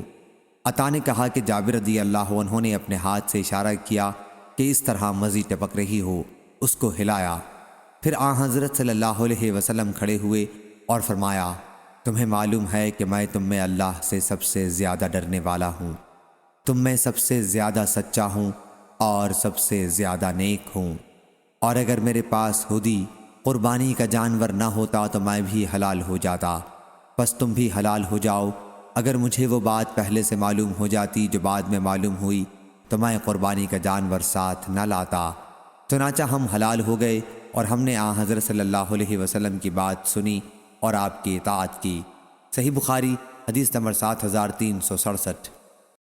عبداللہ بن مغفل مزنی نے بیان کیا اور ان سے نبی کریم صلی اللہ علیہ وسلم نے فرمایا کہ مغرب کی نماز سے پہلے بھی نماز پڑھو، اور تیسری مرتبہ میں فرمایا کہ جس کا جی چاہے، کیونکہ آپ پسند نہیں کرتے تھے کہ اسے لوگ لازمی سنت بنا لیں۔ صحیح بخاری حدیث نمبر 7368۔ عروہ اور ابن مسیب اور علقمہ بن وقاص اور عبید اللہ بن عبداللہ نے بیان کیا اور ان سے عائشہ رضی اللہ عنہا نے کہ جب تہمت لگانے والوں نے ان پر تہمت لگائی تھی اور رسول اللہ صلی اللہ علیہ وسلم نے علی بن ابی طالب، اسامہ بن زید رضی اللہ عنہم کو بلایا، کیونکہ اس معاملے میں وحی اس وقت تک نہیں آئی تھی، اور آن حضرت صلی اللہ علیہ وسلم اپنی اہل خانہ کو جدا کرنے کے سلسلے میں ان سے مشورہ لینا چاہتے تھے، تو اسامہ رضی اللہ عنہ نے وہی مشورہ دیا جو انہیں معلوم تھا، یعنی آن حضرت صلی اللہ علیہ وسلم کی اہل خانہ کی برات کا۔ لیکن علی رضی اللہ عنہ نے کہا کہ اللہ تعالیٰ نے آپ پر کوئی پابندی تو عائد نہیں کی ہے، اور ان کے سوا اور بہت سی عورتیں ہیں، باندی سے آپ دریافت فرما لیں، وہ آپ سے صحیح بات بتا دے گی۔ چنانچہ حضرت صلی اللہ علیہ وسلم نے پوچھا کہ کیا تم نے کوئی ایسی بات دیکھی ہے جس سے شبہ ہوتا ہے؟ انہوں نے کہا کہ میں نے اس کے سوا اور کچھ نہیں دیکھا کہ وہ کم عمر لڑکی ہیں، آٹا گوندھ کر بھی سو جاتی ہیں، اور پڑوس کی بکری آ کر اسے کھا جاتی ہے، یعنی کم عمری کی وجہ سے مزاج میں بے پرواہی ہے۔ اس کے بعد حضرت صلی اللہ علیہ وسلم ممبر پر کھڑے ہوئے اور فرمایا، اے مسلمانوں، میرے معاملے میں اس سے کون نمٹے گا جس کی اذیتیں اب میرے اہل خانہ تک پہنچ گئی ہیں؟ اللہ کی قسم، میں نے ان کے بارے میں بھلائی کے سوا اور کچھ نہیں جانا ہے۔ پھر آپ نے عائشہ رضی اللہ عنہا کی پاک دامنی کا قصہ بیان کیا، اور ابو اسامہ نے ہشام بن عروہ سے بیان کیا۔ صحیح بخاری حدیث نمبر 7369۔ عائشہ رضی اللہ عنہا نے بیان کیا کہ رسول اللہ صلی اللہ علیہ وسلم نے لوگوں کو خطاب کیا اور اللہ کی حمد و ثنا کے بعد فرمایا، تم مجھے ان لوگوں کے بارے میں کیا مشورہ دیتے ہو جو میرے اہل خانہ کو بدنام کرتے ہیں، حالانکہ ان کے بارے میں مجھے کوئی بری بات کبھی معلوم نہیں ہوئی۔ عروہ سے روایت ہے، انہوں نے ہم سے بیان کیا کہ عائشہ رضی اللہ عنہا کو جب اس واقعے کا علم ہوا کہ کچھ لوگ انہیں بدنام کر رہے ہیں، تو انہوں نے حضرت صلی اللہ علیہ وسلم سے کہا، یا رسول اللہ صلی اللہ علیہ وسلم، کیا مجھے آپ اپنے والد کے گھر جانے کی اجازت دیں گے؟ حضرت صلی اللہ علیہ وسلم نے انہیں اجازت دی اور ان کے ساتھ غلام کو بھیجا۔ انصار میں سے ایک صاحب ابو ایوب رضی اللہ عنہ نے کہا، سبحانک ما یکون لنا ان تتکلم بہذا سبحانک ھذا بہتان عظیم، تیری ذات پاک ہے اے اللہ، ہمارے لیے مناسب نہیں کہ ہم اس طرح کی باتیں کریں، تیری ذات پاک ہے، یہ تو بہت بڑا بہتان ہے۔ صحیح بخاری حدیث نمبر 7370۔ حضرت عبداللہ بن عباس رضی اللہ عنہ نے بیان کیا کہ نبی کریم نے معاذ بن جبل رضی اللہ عنہ کو یمن بھیجا۔ صحیح بخاری حدیث نمبر 7371۔ حضرت عبداللہ بن عباس رضی اللہ عنہ نے کہا کہ جب رسول کریم صلی اللہ علیہ وسلم نے معاذ بن جبل رضی اللہ عنہ کو یمن بھیجا تو ان سے فرمایا کہ تم اہل کتاب میں سے ایک قوم کے پاس جا رہے ہو، اس لیے سب سے پہلے انہیں اس کی دعوت دینا کہ وہ اللہ کو ایک مانے اور میری رسالت کو مانے۔ جب اسے وہ سمجھ لیں تو پھر انہیں بتانا کہ اللہ نے ایک دن اور ایک رات میں ان پر 5 نمازیں فرض کی ہیں۔ جب وہ نماز پڑھنے لگیں تو انہیں بتانا کہ اللہ نے ان پر ان کے مالوں میں زکوٰۃ فرض کی ہے، جو ان کے امیروں سے لی جائے گی اور ان کے غریبوں کو لوٹا دی جائے گی۔ جب وہ اس کا بھی اقرار کر لیں تو ان سے زکوٰۃ لینا اور لوگوں کے عمدہ مال لینے سے پرہیز کرنا۔ صحیح بخاری حدیث نمبر 7372۔ معاذ بن جبل رضی اللہ عنہ نے بیان کیا کہ نبی کریم صلی اللہ علیہ وسلم نے فرمایا، اے معاذ رضی اللہ عنہ، کیا تمہیں معلوم ہے کہ اللہ کا اس کے بندوں پر کیا حق ہے؟ انہوں نے کہا کہ اللہ اور اس کے رسول ہی زیادہ جانتے ہیں۔ حضرت صلی اللہ علیہ وسلم نے فرمایا کہ یہ ہے کہ وہ صرف اسی کی عبادت کریں اور اس کا کوئی شریک نہ ٹھہرائیں۔ کیا تمہیں معلوم ہے کہ پھر بندوں کا اللہ پر کیا حق ہے؟ عرض کیا کہ اللہ اور اس کے رسول ہی زیادہ جانتے ہیں۔ فرمایا یہ ہے کہ وہ انہیں عذاب نہ دے۔ صحیح بخاری حدیث نمبر 7373۔ حضرت ابو سعید خدری رضی اللہ عنہ نے بیان کیا کہ ایک شخص نے ایک دوسرے شخص قتادہ بن نعمان رضی اللہ عنہ کو بار بار قل هو اللہ احد پڑھتے سنا۔ صبح ہوئی تو نبی کریم صلی اللہ علیہ وسلم کی خدمت میں حاضر ہو کر اس طرح واقعہ بیان کیا جیسے وہ اسے کم سمجھتے ہوں۔ حضرت صلی اللہ علیہ وسلم نے فرمایا، اس ذات کی قسم جس کے ہاتھ میں میری جان ہے، یہ سورت تہائی قرآن کے برابر ہے۔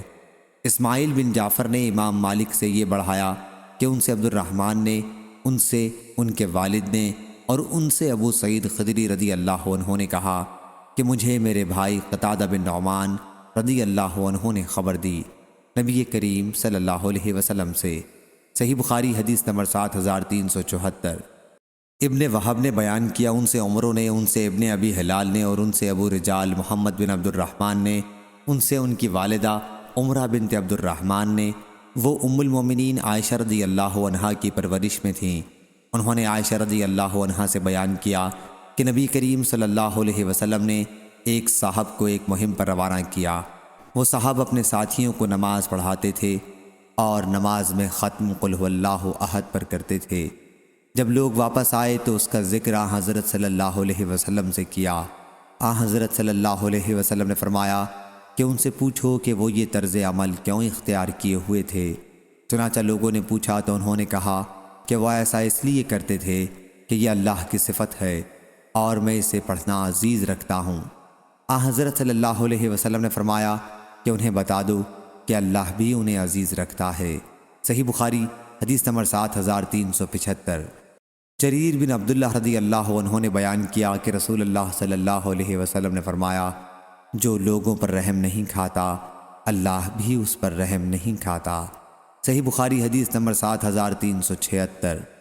اسامہ بن زید رضی اللہ عنہ نے بیان کیا کہ ہم رسول اللہ صلی اللہ علیہ وسلم کے پاس تھے کہ آپ کی ایک صاحبزادی حضرت زینب رضی اللہ عنہا کے بھیجے ہوئے ایک شخص آپ کی خدمت میں حاضر ہوئے کہ ان کے لڑکے جاں کنی میں مبتلا ہیں اور وہ حضور صلی اللہ علیہ وسلم کو بلا رہی ہیں۔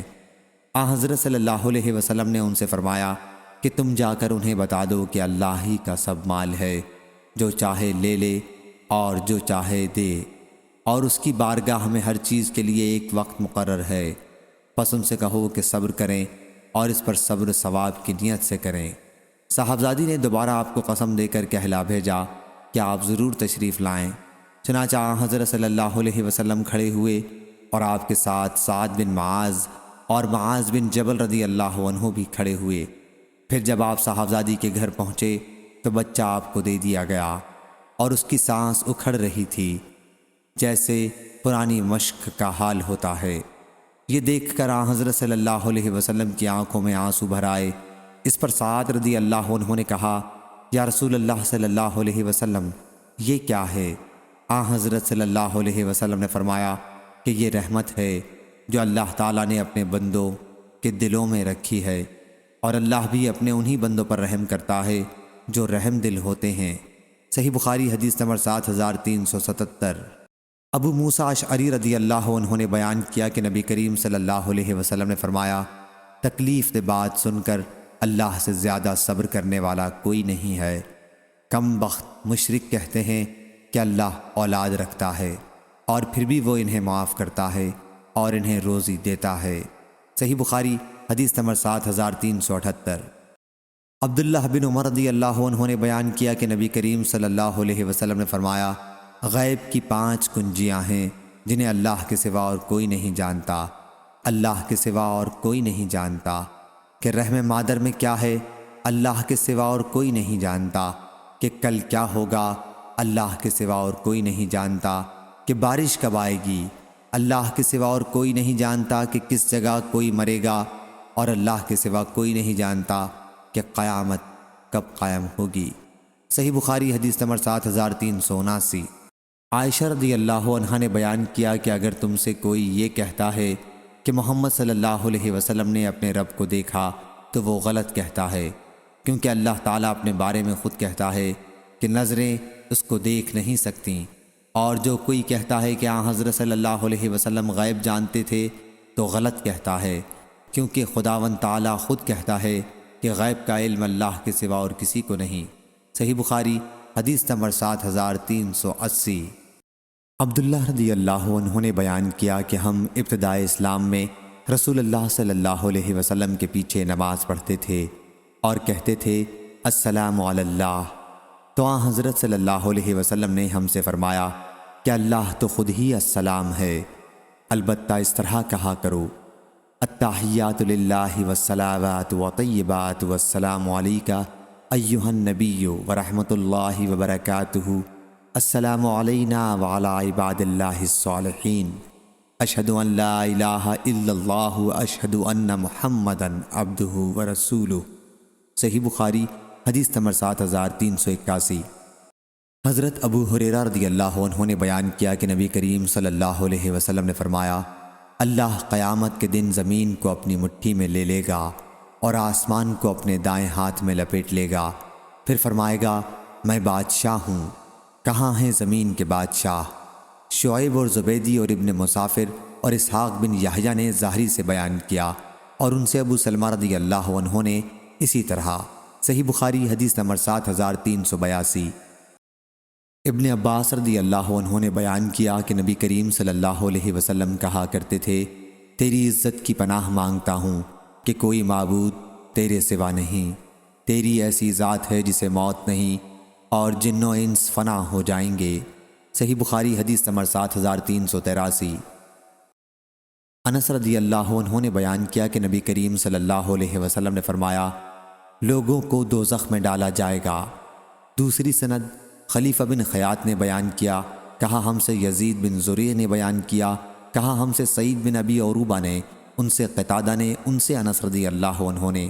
تیسری سند خلیفہ بن خیاط نے اس حدیث کو معتمر بن سلیمان سے روایت کیا، کہا میں نے اپنے والد سے سنا، انہوں نے قتادہ سے، انہوں نے انس رضی اللہ عنہ سے کہ نبی کریم صلی اللہ علیہ وسلم نے فرمایا دوزخیوں کو برابر دوزخ میں ڈالا جاتا رہے گا اور وہ کہے جائے گی کہ کیا ابھی اور ہے، یہاں تک کہ رب العالمین اس پر اپنا قدم رکھ دے گا اور پھر اس کا باز سے سمٹ جائے گا، اور اس وقت وہ کہے گی کہ بس بس تیری عزت اور کرم کی قسم، اور جنت میں جگہ باقی رہ جائے گی یہاں تک کہ اللہ اس کے لیے ایک اور مخلوق پیدا کر دے گا اور وہ لوگ جنت کے باقی حصے میں رہیں گے۔ صحیح بخاری حدیث نمبر 7384۔ ابن عباس رضی اللہ عنہ نے بیان کیا کہ نبی کریم صلی اللہ علیہ وسلم رات میں یہ دعا کرتے تھے اے اللہ تیرے لیے ہی تعریف ہے، تو آسمان و زمین کا مالک ہے، حمد تیرے لیے ہی ہے، تو آسمان و زمین کا قائم کرنے والا ہے اور ان سب کا جو اس میں ہے، تیرے لیے ہی حمد ہے، تو آسمان و زمین کا نور ہے، تیرا قول حق ہے اور تیرا وعدہ سچ ہے، تیری ملاقات سچ ہے اور جنت سچ ہے اور دوزخ سچ ہے اور قیامت سچ ہے۔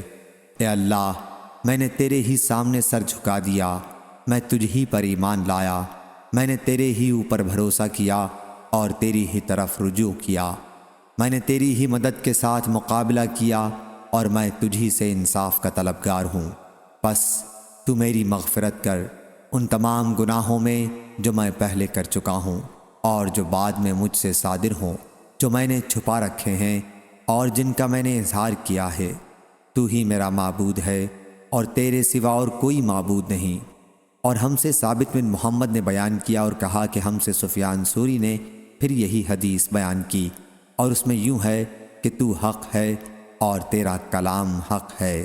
صحیح بخاری حدیث نمبر 7385۔ ابو موسیٰ اشعری رضی اللہ عنہ نے بیان کیا کہ ہم نبی کریم صلی اللہ علیہ وسلم کے ساتھ ایک سفر میں تھے اور جب ہم بلندی پر چڑھتے تو زور سے چلا کر تکبیر کہتے۔ اس پر آن حضرت صلی اللہ علیہ وسلم نے فرمایا کہ لوگو اپنے اوپر رحم کھاؤ، اللہ بہرا نہیں ہے اور نہ وہ کہیں دور ہے، تم ایک بہت سننے، بہت واقف کار اور قریب رہنے والی ذات کو بلاتے ہو۔ پھر آن حضرت صلی اللہ علیہ وسلم میرے پاس آئے، میں اس وقت دل میں لا حول ولا قوت الا باللہ کہہ رہا تھا۔ آن حضرت صلی اللہ علیہ وسلم نے مجھ سے فرمایا عبداللہ بن قیس رضی اللہ عنہ لا حول ولا قوت الا باللہ کہا کرو کہ یہ جنت کے خزانوں میں سے ایک خزانہ ہے۔ صحیح بخاری حدیث نمبر 7386۔ عمروں نے خبر دی، انہیں یزید نے، انہیں ابو الخیر نے، انہوں نے عبداللہ بن عمرو رضی اللہ عنہ سے سنا کہ ابو بکر صدیق رضی اللہ عنہ نے رسول اللہ صلی اللہ علیہ وسلم سے کہا، یا رسول اللہ صلی اللہ علیہ وسلم، مجھے ایسی دعا سکھائیے جو میں اپنی نماز میں کیا کروں۔ حضرت صلی اللہ علیہ وسلم نے فرمایا کہ یہ پڑھا کرو، اے اللہ، میں نے اپنی جان پر بہت ظلم کیا ہے اور تیرے سوا گناہوں کو اور کوئی نہیں بخشتا، پس میرے گناہ اپنے پاس سے بخش دے، بلا شبہ تو بڑا مغفرت کرنے والا، بڑا رحم کرنے والا ہے۔ صحیح بخاری حدیث نمبر 7387، 7388۔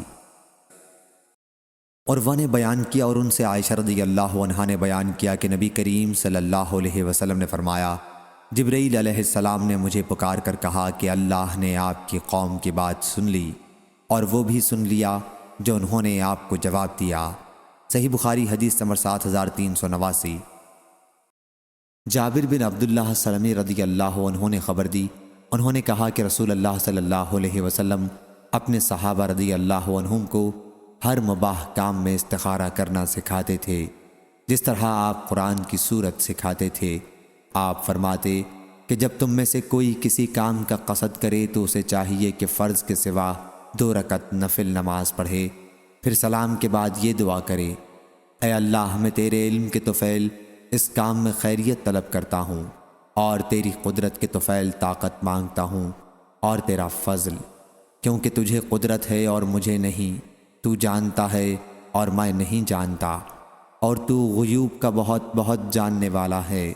اے اللہ، پس اگر تو یہ بات جانتا ہے، اس وقت استخارہ کرنے والے کو اس کام کا نام لینا چاہیے کہ اس کام میں میرے لیے دنیا و آخرت میں بھلائی ہے، یا اس طرح فرمایا کہ میرے دین میں اور گزران میں اور میرے ہر انجام کے اعتبار سے بھلائی ہے، تو اس پر مجھے قادر بنا دے اور میرے لیے اسے آسان کر دے، پھر اس میں میرے لیے برکت عطا فرما۔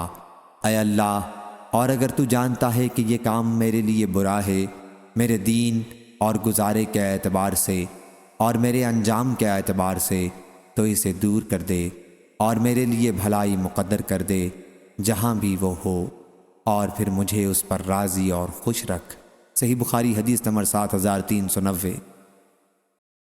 عبداللہ بن مسعود رضی اللہ عنہ نے بیان کیا کہ نبی کریم صلی اللہ علیہ وسلم قسم اس طرح کھاتے، قسم اس کی جو دلوں کا پھیر دینے والا ہے۔ صحیح بخاری حدیث نمبر 7391۔ اعرج نے بیان کیا اور ان سے ابو ہریرہ رضی اللہ عنہ نے کہ رسول اللہ صلی اللہ علیہ وسلم نے فرمایا، اللہ تعالیٰ کے 99 نام ہیں، جو انہیں یاد کر لے گا وہ جنت میں جائے گا۔ احصیناہ کے معنی حفظ ناہ کے ہیں۔ صحیح بخاری حدیث نمبر 7392۔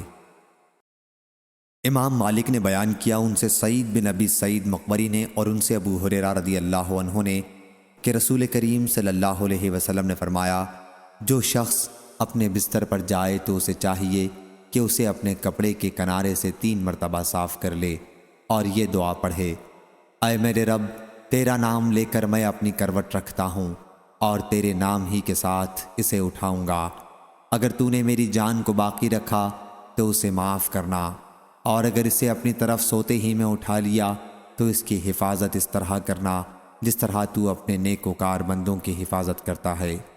اس روایت کی مطابقت یحییٰ اور بشر بن فضل نے عبید اللہ سے کی ہے، ان سے سعید نے اور ان سے ابو ہریرہ رضی اللہ عنہ نے اور ان سے نبی کریم صلی اللہ علیہ وسلم نے، اور زہیر، ابو زمرہ اور اسماعیل بن زکریہ نے عبید اللہ سے یہ اضافہ کیا کہ ان سے سعید نے، ان سے ان کے والد نے اور ان سے ابو ہریرہ رضی اللہ عنہ نے اور ان سے نبی کریم صلی اللہ علیہ وسلم نے فرمایا، اور اس کی روایت ابن عجلان نے کی، ان سے سعید نے، ان سے ابو ہریرہ رضی اللہ عنہ نے اور ان سے نبی کریم صلی اللہ علیہ وسلم نے۔ صحیح بخاری حدیث نمبر 7393۔ حذیفہ رضی اللہ عنہ نے بیان کیا کہ نبی کریم صلی اللہ علیہ وسلم جب اپنے بستر پر لیٹنے جاتے تو یہ دعا کرتے، اے اللہ، تیرے نام کے ساتھ زندہ ہوں اور اسی کے ساتھ مروں گا، اور صبح ہوتی تو یہ دعا کرتے، تمام تعریف اس اللہ کے لیے ہے جس نے اس کے بعد زندہ کیا کہ ہم مر چکے تھے اور اسی کی طرف اٹھ کر جانا ہے۔ صحیح بخاری حدیث نمبر 7394۔